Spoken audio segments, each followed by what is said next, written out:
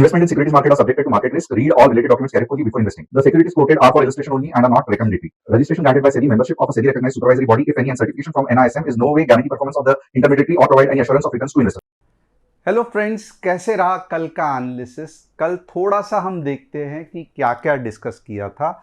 सबसे पहले अगर आप देखोगे 24,800 के बाद ही पुट लेना है और मार्केट नीचे जाएगा, तो ये तो कंडीशन आज दिन भर में आई ही नहीं, तो चलो यहाँ पे बच गए। सेकेंड एनालिसिस क्या किया था कि नो ट्रेड जोन क्या है। 24,900 से 24,800 नो ट्रेड जोन है, यानी कि यहाँ पे भी ट्रेड नहीं करना है। और लॉन्ग कब जाना है? लॉन्ग जाना है 24,900 के बाद, और दो टारगेट्स रहेंगे 25,000 और 25,100।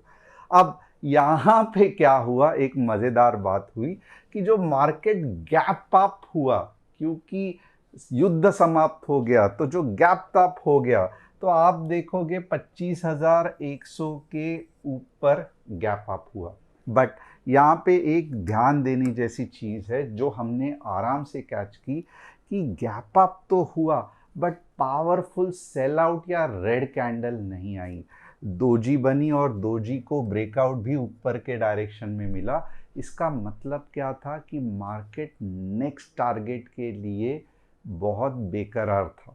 और यही एनालिसिस के बेसिस पे हमने आज व्हाट्सएप कम्युनिटी, जो मैं हर बार कहता हूं कि जिसकी लिंक डिस्क्रिप्शन में है, आप ज्वाइन कर सकते हो, क्योंकि जो मैं एनालिसिस करता हूं उसके अलावा अगर मार्केट में कुछ मूव आता है तो वो आप कहां पे कैप्चर करोगे? आप व्हाट्सएप कम्युनिटी में कैप्चर करोगे। तो व्हाट्सएप कम्युनिटी में हमने क्या किया, दिन भर में 3 ट्रेड लिए। यहाँ पे आप देखोगे 11 बजे 25,200 का सीई, जो एंट्री अबाव 175, टारगेट 190 मस्त अचीव हो गया, और टारगेट 2 215 ये भी अचीव हो गया। तो यहाँ पे हो गया सी का एनालिसिस, और आप देख सकते हो लोग कितने खुश हुए थे यहाँ पे। अब नीचे जैसे मार्केट चला गया, यानी कि ये वाला मूव भी हमें पता चला, क्योंकि 25,300 एक स्ट्रॉन्ग रेजिस्टेंस था। तो जैसे ही मार्केट नीचे जाने लगा, तो आप देखोगे 1 बजे 25,250 का पी, एंट्री अबाव 120 और टारगेट टू 160 170 तक चला गया। बस उधर ही खत्म नहीं हुआ, और एक पी ये लगभग 134 को था। यहाँ पे आप देखोगे एंट्री अबाव 130 और इसका भी 180 तक चला गया। तो ये दो अलग अलग पीस थे जो अलग अलग टाइम पे दिए गए थे। अब यहाँ पे तो आप देख सकते हो कि एनालिसिस बहुत अच्छा चला, but at the same time आप ये बात ध्यान रखना कि ये हर एक चीज़ जो हम बताते हैं, यहाँ पे कुछ सिस्टम रहता है जो आपको फॉलो करना पड़ता है। जैसे कि आज आप पूछोगे कि सर आज आपके लेवल्स क्या रहेंगे, कल के लिए मार्केट कैसे मूव होगा, तो मैं सब कुछ बताऊंगा। पहले थोड़ा बहुत इंट्रोडक्शन मेरे बारे में। मेरा नाम तुषार गोने है। हर शाम मैं आता हूँ निफ्टी बैंक निफ्टी का एनालिसिस करने के लिए।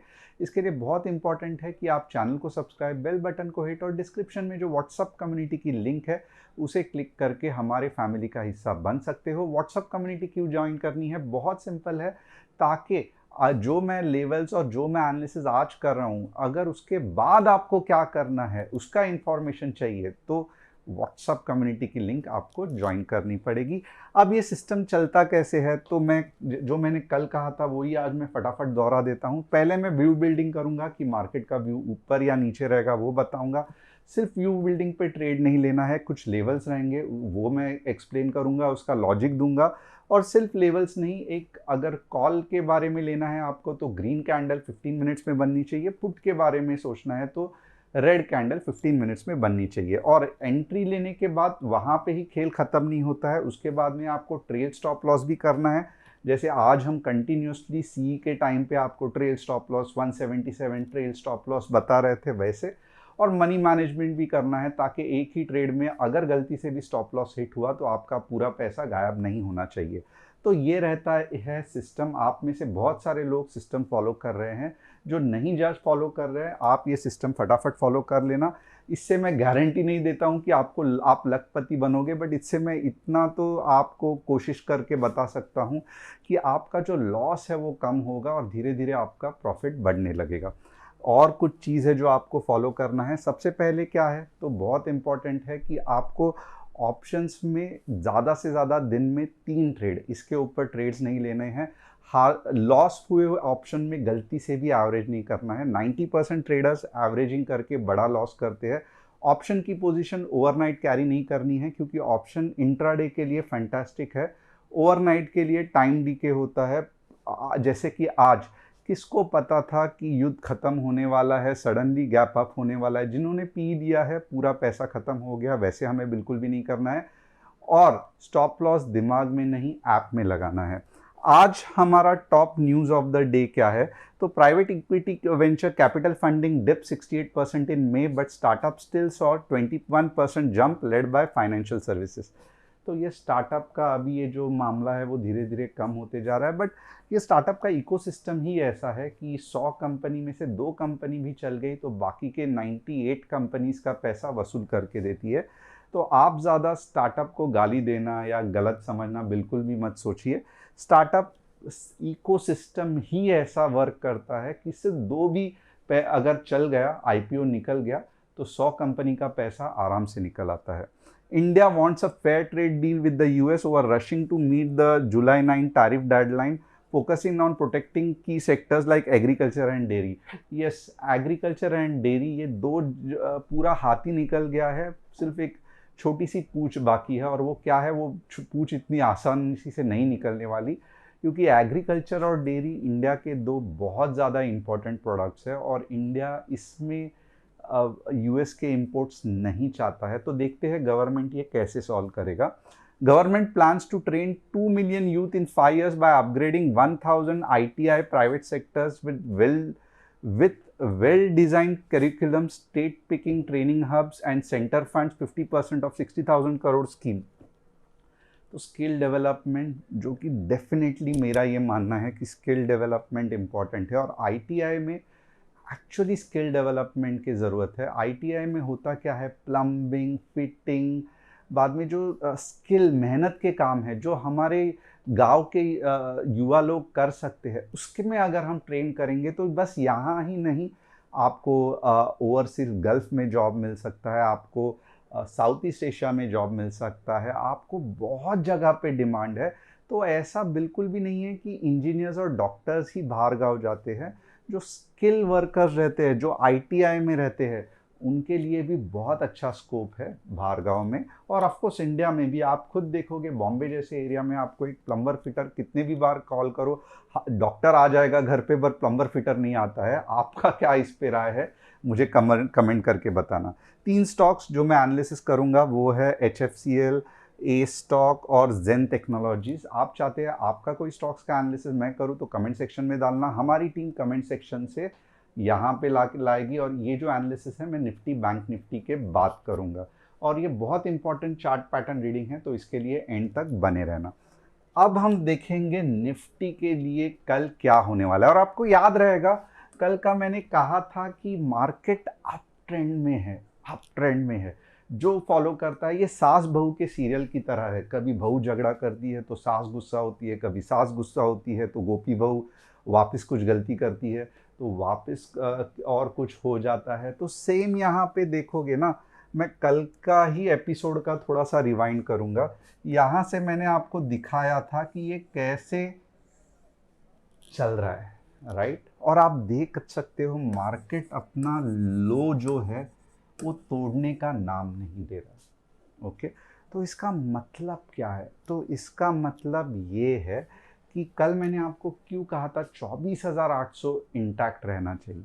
तो आज देखो परफेक्ट 24,800 तो छोड़ो, ये वाला लो जो है उधर तक भी मार्केट नहीं आया। अब मैं क्या आपको कहूँगा, थोड़ा सा ध्यान लगा के देखना। मैं कहूँगा कि हमारा 24,950 एक पी के लिए बढ़िया पॉइंट है। ओके, कल की ही स्टोरी है, कुछ कहानी में चेंज नहीं है, वही विलन है, वही हीरोइन है, वही हीरो है, और वही आप हो जो कि डायरेक्टर हो ये पूरे स्टोरी के। और कल आपको डायरेक्शन करके सक्सेसफुल होना है। तो पुट के लिए लेवल्स क्या है, 24,950, 15 मिनट्स रेड कैंडल क्लोजिंग, और कहाँ तक जाएगा? तो डेफिनेटली दो टारगेट। टारगेट क्या है? यहाँ पे लिखता हूँ, छोटा टारगेट 24,900, बड़ा टारगेट 24,800। तो ये हो गया टारगेट 1, ये हो गया टारगेट 2, यानी कि 24,900 पे थोड़ा बहुत तो पुल बैक मिलेगा। अब हमारा नो ट्रेड जोन क्या रहेगा? चलो नो ट्रेड जोन देखते हैं। नो ट्रेड जोन जो है वो भी बहुत मजेदार है। नो ट्रेड जोन क्या है? तो नो ट्रेड जोन है 24,950 से लेके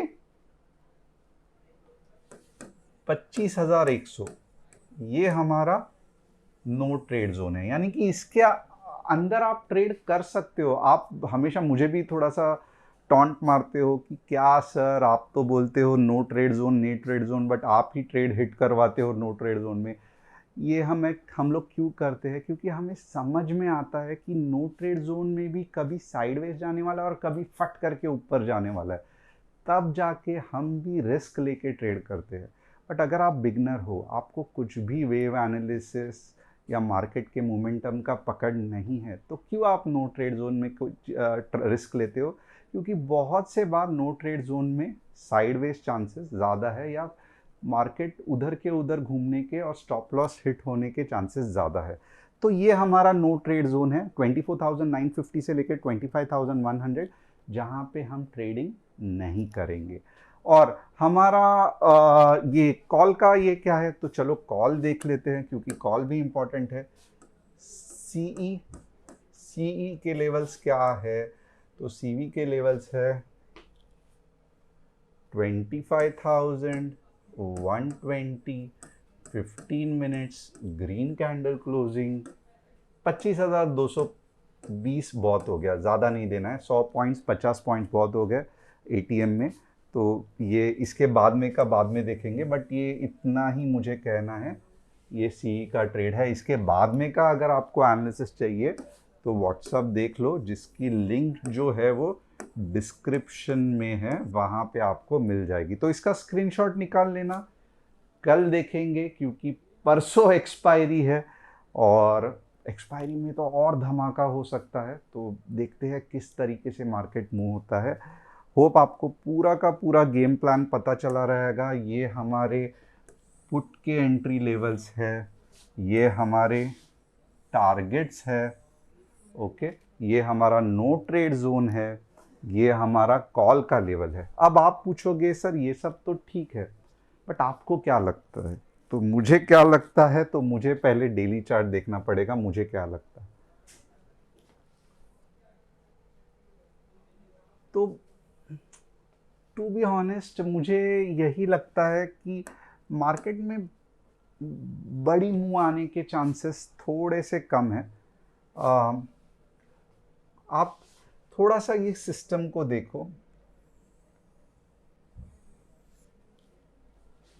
सोचो कि क्यों आज मार्केट पूरी तरीके से ऊपर नहीं गया। मार्केट में बुलिशनेस तो था सुबह, बट क्या ऐसी चीज हो गई कि सेल ऑफ आ गया?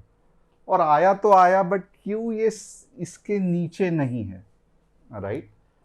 तो बड़े टाइम फ्रेम में, यानी कि डेली चार्ट में, मेरा यही मानना है कि 24,750 के नीचे वापस 24,500 आएगा,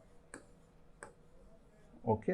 और यहाँ पे जो है वो मोस्टली मार्केट रुलाएगा, टाइम पास करेगा, और 800 के यहाँ पे आके अटक जाएगा, और फिर अगर सीरियसली ऊपर जाना है तो तब जाके सोचेगा। तो यहाँ पे एक तो है कि कुछ बड़ी मूव लग नहीं रही है कल के लिए, तो थोड़ा सा संभल के रहना, क्योंकि मूव जो है मैंने ऑलरेडी आपको बता दी है, बस उतना ही रहेगा। इसके आगे अगर सच में बड़ी मूव आई, हम लोग डेफिनेटली ट्रेड करेंगे, बट थोड़ा सा मैं कहूँगा केयरफुल रहना। आज जैसी जो सुपर डुपर 3 मूव है वो कल मोस्टली वेडनेसडे को आप देखोगे कुछ चलता नहीं है, साइडवेज चलता है, और फिर थर्सडे को बहुत अच्छा मूव देता है। तो बट मेरा ये सिंपली मानना है कि केयरफुल रहना, जो लेवल्स है वो फॉलो करना, लेवल्स चले फंटास्टिक है, नहीं चले तो भी इतना ज़्यादा आप बड़े बड़े लॉट्स के साथ और खींचतान के 10 ट्रेड लिए 11 ट्रेड लिए ऐसे मत करना। तो ये हो गया निफ्टी का एनालिसिस। अब हम देखेंगे बैंक निफ्टी का analysis. Bank Nifty 15 minutes chart. दिक्कत यही है कि 56 के बाद ही शॉर्ट जाना है, ओके, और 56,500 के ऊपर ही लॉन्ग जाना है। कहाँ तक जाना है? 56,800 तक।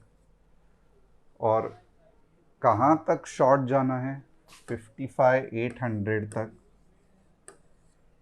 अभी आप बोलोगे इतना हम सब क्या करें, तो मैं यही कहूँगा कि ये रिस्की है बहुत, यानी कि ऐसे जाके वापस ऊपर आएगा या साइडवेज रहेगा, तो है बहुत अच्छा पोर्शन ट्रेड करने के लिए, बट यहाँ पे अगर अनटिल एंड अनलेस आपको एक बढ़िया टेक्निकल एनालिसिस जमता है, मैं रिक्वेस्ट करूँगा कि यहाँ पे आप ट्रेड मत करना, क्योंकि मोस्टली लग रहा है कि ये थोड़ा सा ऐसे आके ऊपर जाएगा।